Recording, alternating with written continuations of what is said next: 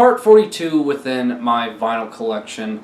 Just about to finish up the S's, and as you can tell from this thumbnail, it's going to be taken up by one particular band that this will probably be the shortest video within this series that's been going on now for over 40 parts, because 80% of this video I'm going to be talking about, obviously, summoning, and I have a video all about them, my in-depth opinion about them, why they're my favorite black metal band.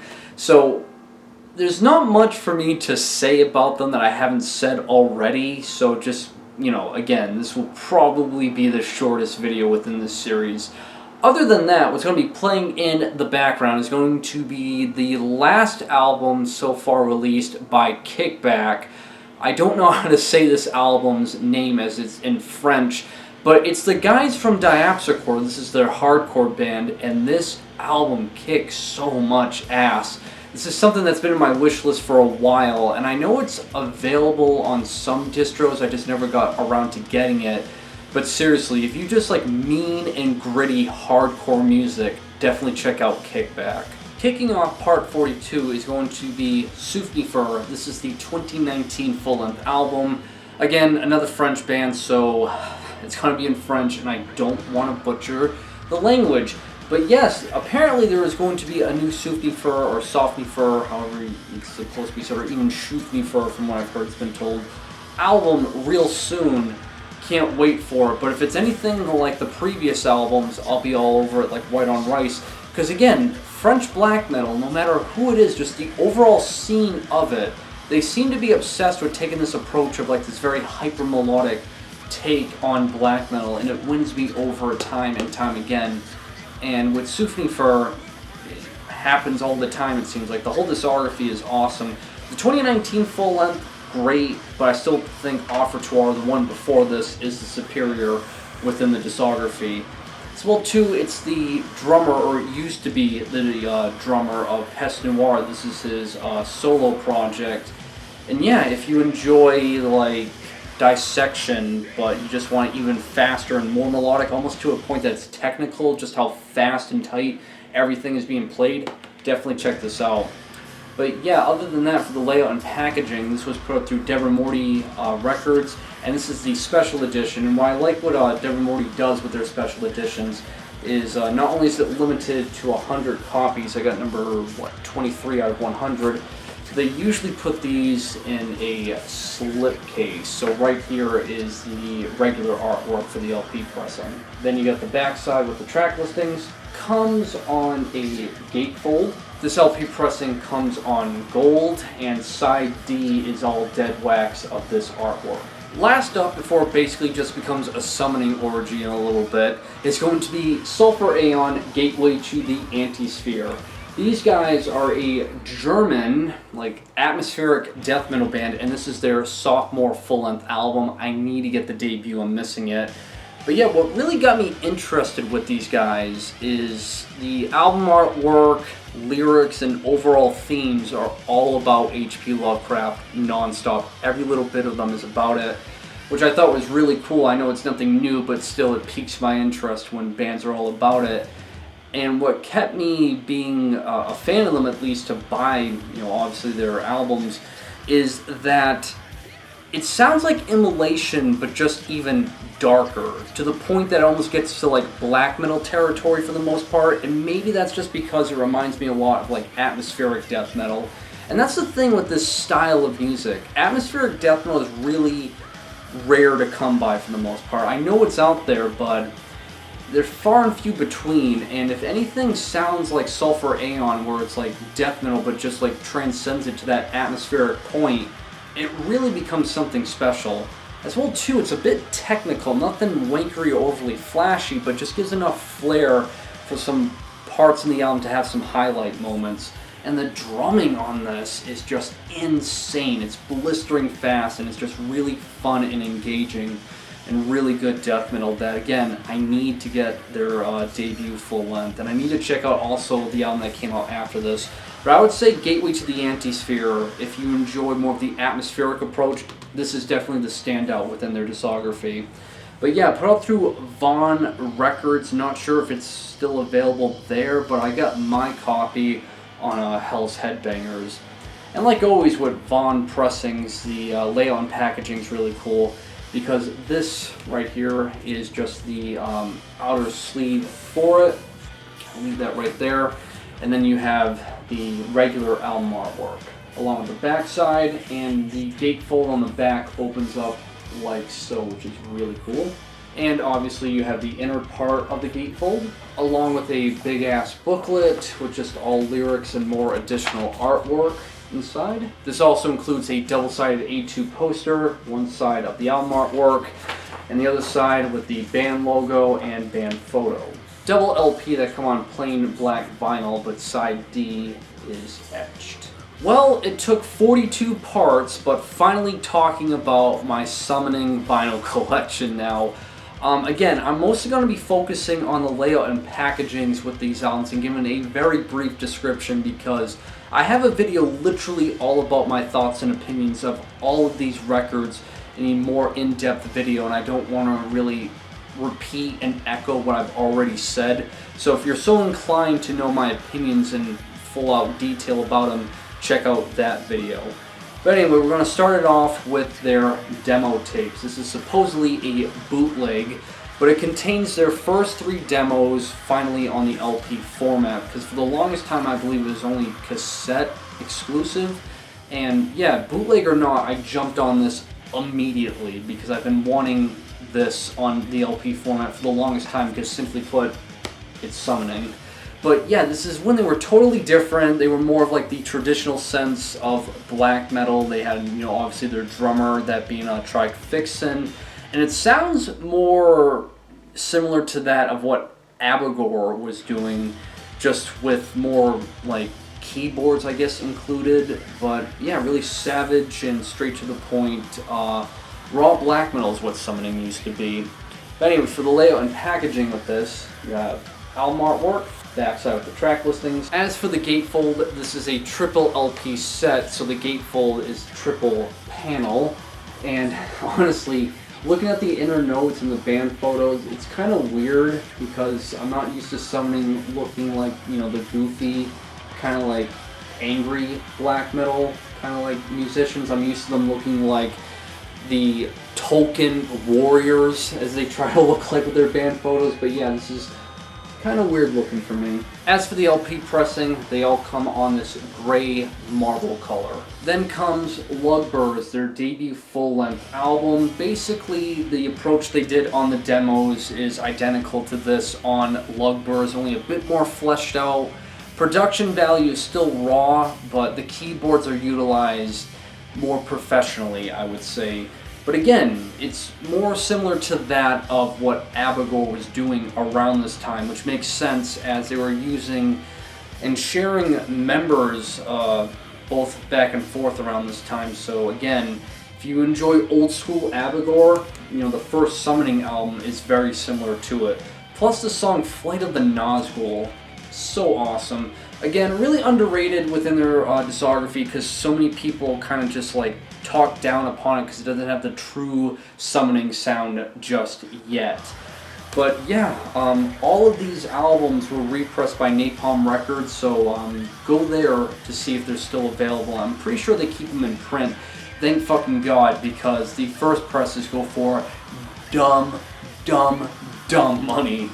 But as for the layout and packaging with this, you have album artwork, backside with the track listings, comes on a gatefold. And one thing I want to point out here is that they actually have to say within the gatefold that Trike Fixen is an ex-member in the corner, which is just weird because most bands don't do that when it comes to showcasing the band members. I just always thought that was a bit odd.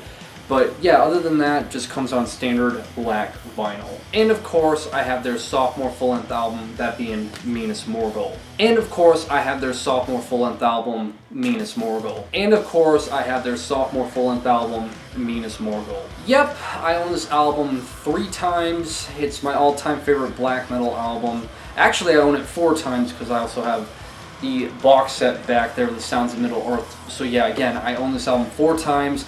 All different pressings, the picture disc, the black, the gold and the blue, which I'll showcase in a little bit.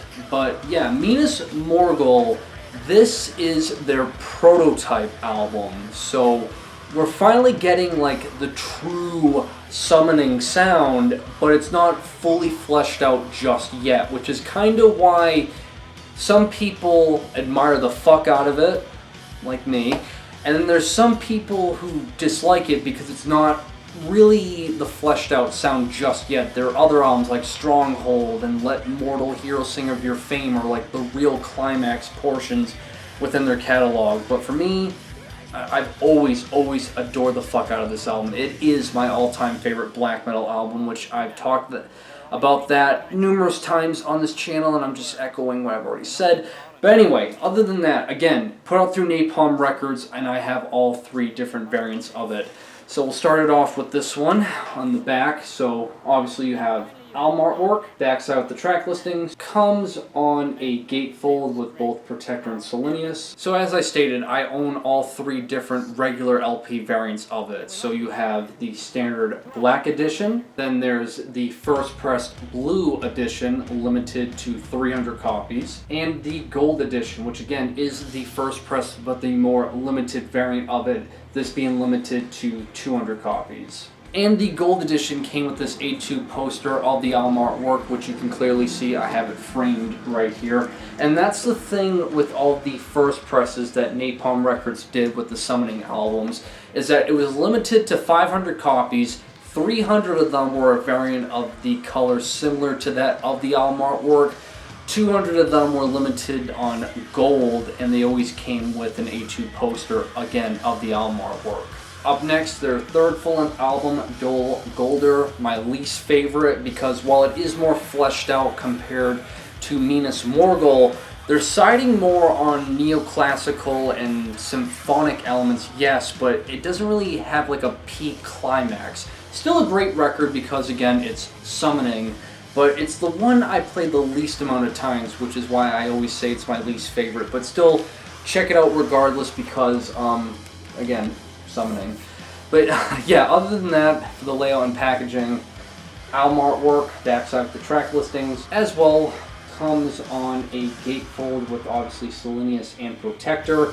And again, this comes on standard black vinyl. Up next, their 4th full-length album, Stronghold.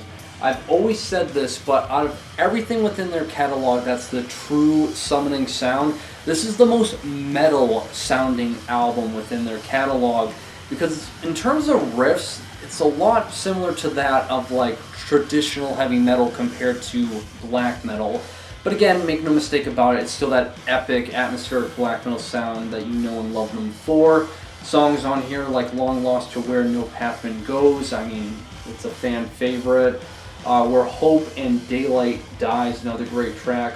The Rotting Horse on the Deadly Ground, that is my personal favorite song on here. The whole album is awesome because, again, as I keep repeating myself, it's summoning. But yeah, other than that, for the layout and packaging, you have album artwork, backside of the track listings. As you're starting to notice now, Napalm Records basically did everything really the same when it comes to layout and packaging with these summoning albums, because again, gatefold with both Selenius and Protector on each side, and again, this is just on standard black vinyl. Up next is their EP, Nightshade Forest. When it comes to their style and sound that they made all their own, this EP honestly has some of the best material they ever wrote, because my god, even though it's only 4 tracks, every moment on this EP is gorgeous atmospheric black metal that only summoning can do, and they've made it all their own, and they fucking own it, honestly. Again, there's so many bands out there that are obviously influenced by them, but they all go for, like, you know, the traditional sense of black metal with it. They're trying to play as a band, where summoning plays it more as if they were like conductors for an orchestra, so to say. I know I'm getting really pretentious, but you know, summoning, honestly, they just have their own sound, and there will always be just one true summoning, and it's obviously summoning. But yeah, other than that, they also do have another EP within their discography, that being Lost Tales, but this is the repress, that's a 10-inch. The first press is a 12-inch, but it's only one-sided because I think side B is etched of the summoning logo that Napalm Records did originally for it, and the repress that's on a 10-inch is just double-sided with both songs, so no point in showing you any of that. But yeah, Nightshade Forest. This was pressed recently, actually, I believe only like a handful of years ago, and this is the special edition of it that obviously a nerd like me would capitalize on immediately. So for the layout and packaging with this, you have album artwork, backside with the track listings, comes on a gatefold, and this LP variant comes on purple, limited to 200 copies. Moving on to their 5th full-length album, Let Mortal Heroes Sing of Your Fame. This album is so good. Honestly, I don't care how much you have checked out by Summoning. I don't care if you think they're not for you.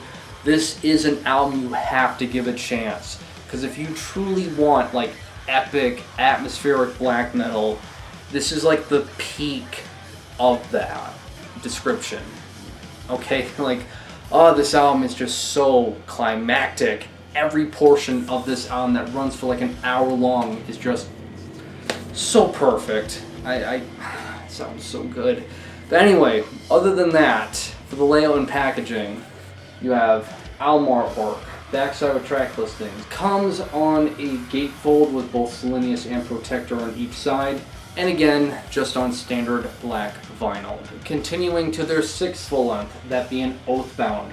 My second favorite within the Summoning discography, obviously behind Minas Morgul, because this album is just so folk influenced. The flute playing in this album is just gorgeous and just makes the album just so ethereal, and I just get lost within it every time I have this spinning on the turntable, because the track on here, Land of the Dead, is easily one of my all-time favorite Summoning songs. If I were to ever do a list of my favorite Summoning tracks, Land of the Dead would definitely be within like the top 3. The song is gorgeous.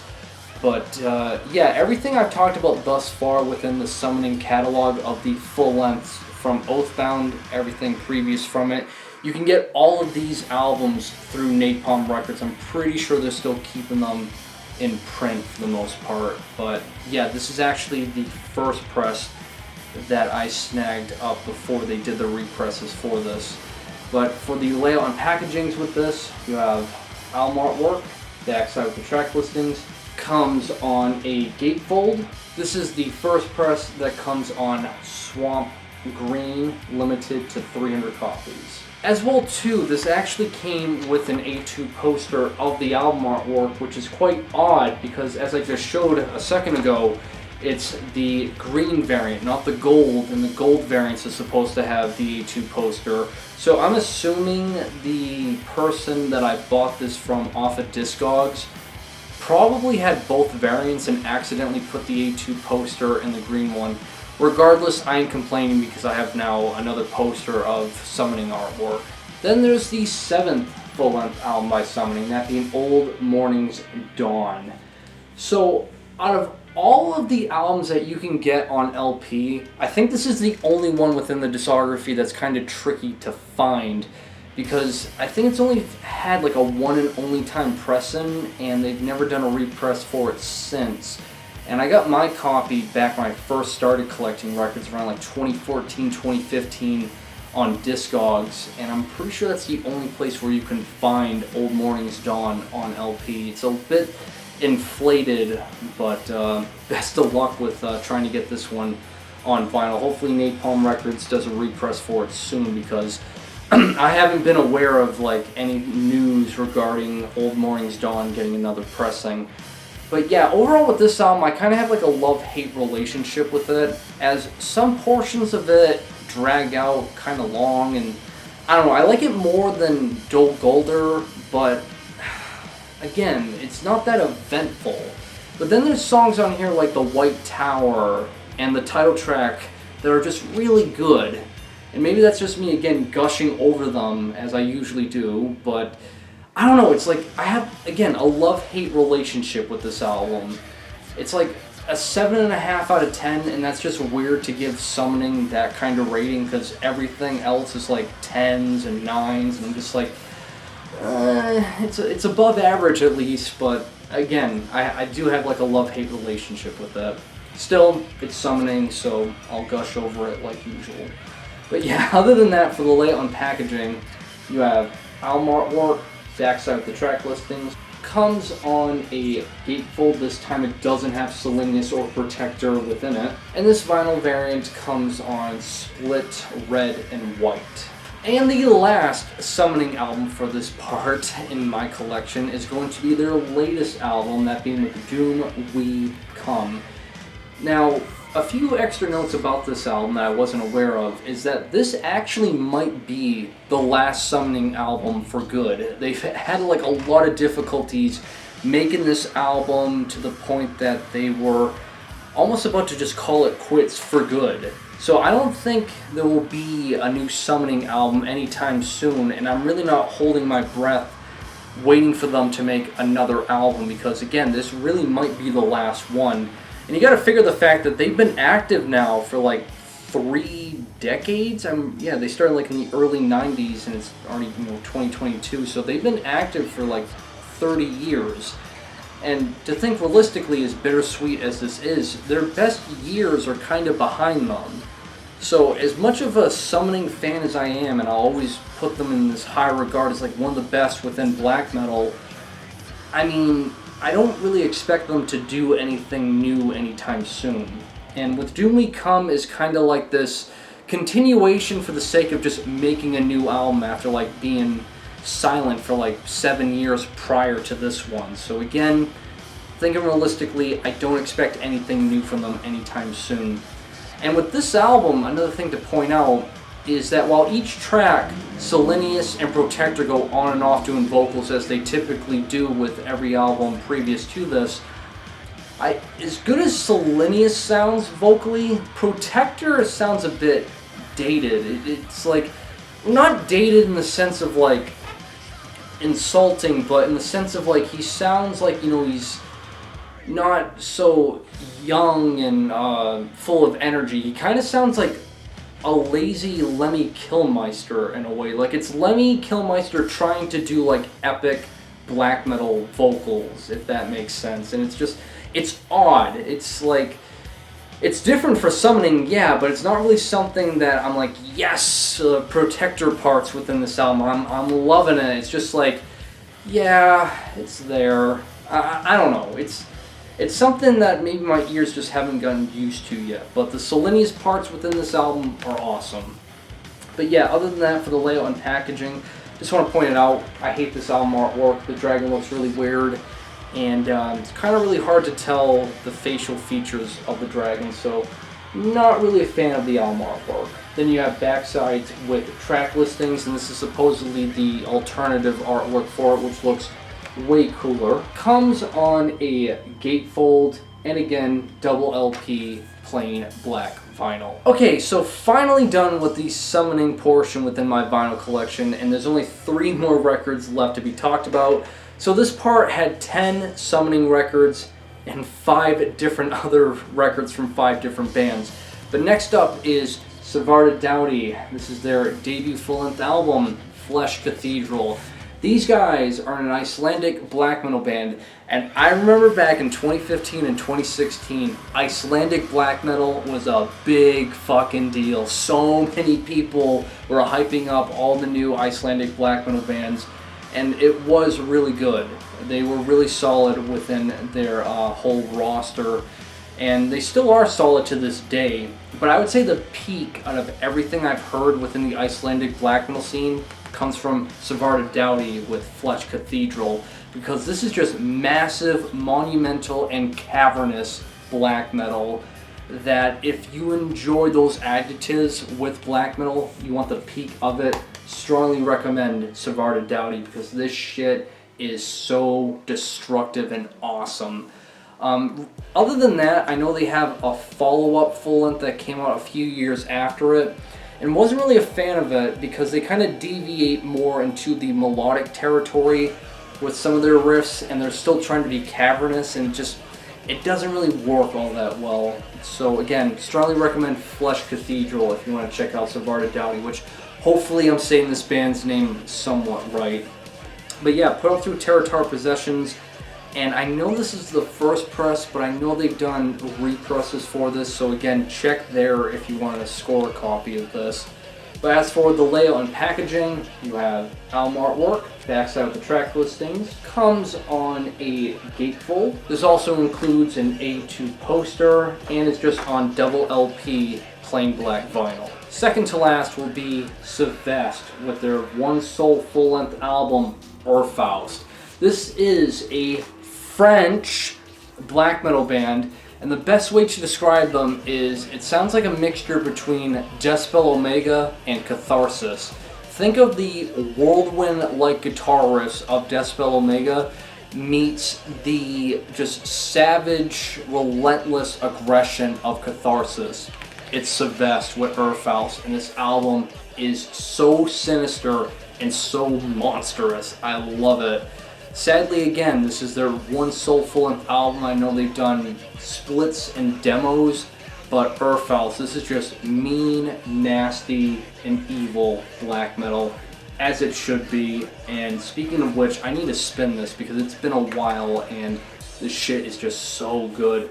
It was recently repressed, thankfully, because the first press went for dumb money, and I'm pretty sure you can find this on all different distros. I don't know exactly where, but it is easier to get now ever since it got repressed.